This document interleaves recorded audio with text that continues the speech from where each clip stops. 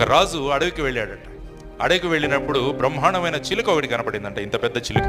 ఆ చిలుకని తీసుకుని నా తోటలో పెట్టుకుంటే ఎంత బాగుంటుంది కదా అనుకున్నాడు. ఆ చిలుకని తీసుకొచ్చి బ్రహ్మాండంగా దానికి బాదము, జీడిపప్పు, పిస్తాలు అన్ని తినిపించడం మొదలుపెట్టాడు. దానికి ఏముంది, హాయిగా కంఫర్టబుల్గా ఉంది లైఫ్.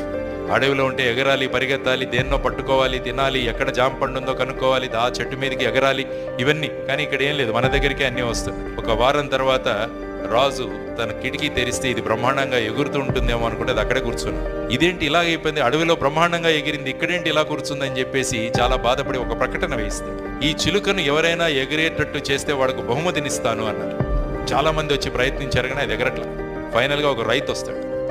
రైతు ఒక గొడ్డలి తీసుకొని వచ్చి అది ఏ కొమ్మ మీద కూర్చుందో ఆ కొమ్మను కట్ చేసేస్తాడు. అది వెంటనే ఎగురుతుంది అనమాట. కాబట్టి మనం కూడా లక్ష్య సాధనలో ముందుకు వెళ్ళాలంటే కంఫర్ట్ జోన్ నుంచి బయటపడాలి.